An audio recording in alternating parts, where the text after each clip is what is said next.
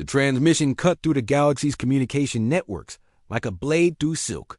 Every species, from the crystalline Zephyrians to the gas-dwelling Nethani, received it simultaneously.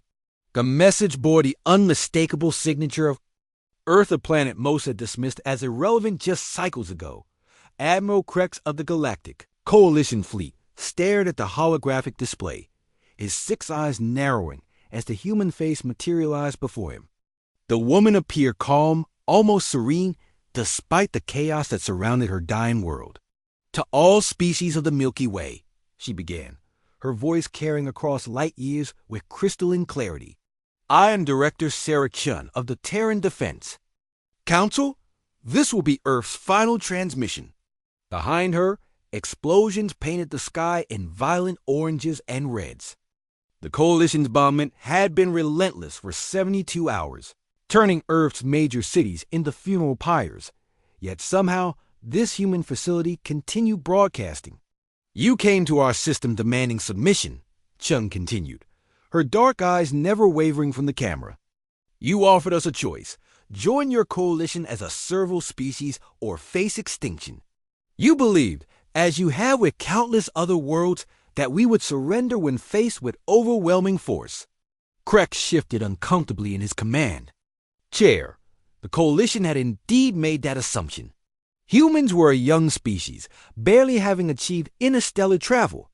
Their technology was primitive, their military laughably small.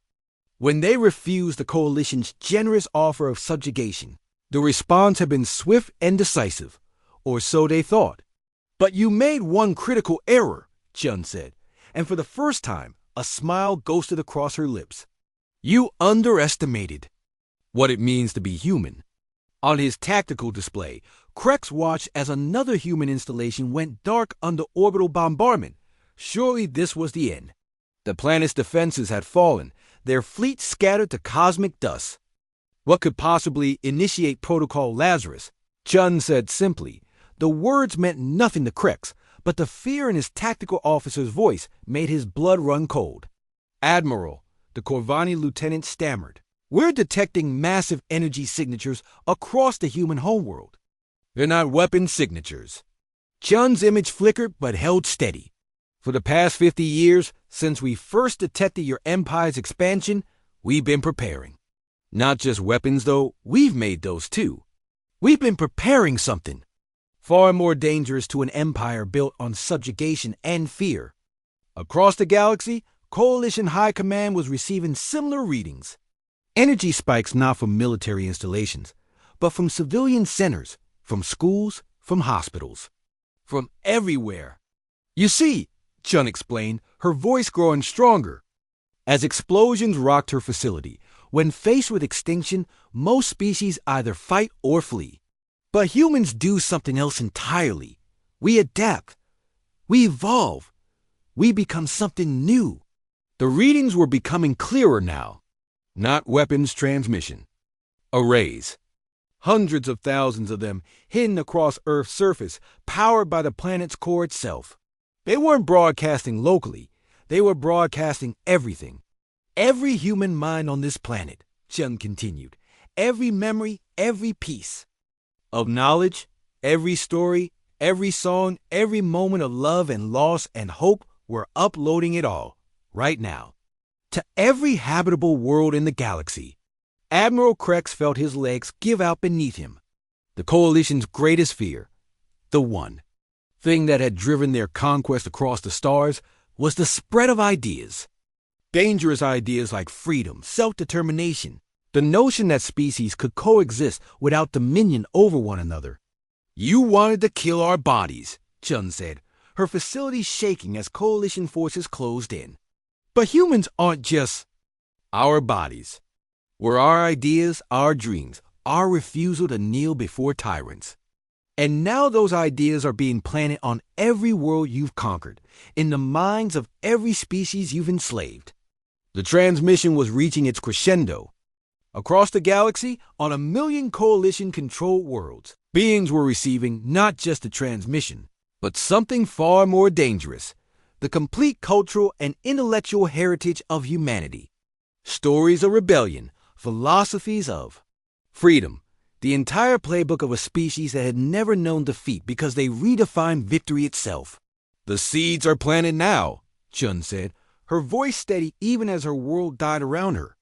On every world you rule, humans now exist.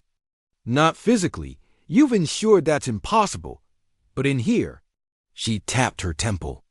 In the minds of every being you've oppressed, there are now humans who remember freedom. Warning klaxons began blaring throughout the coalition fleet. Reports were pouring in from across the Empire uprisings, rebellions, colonies declaring independence.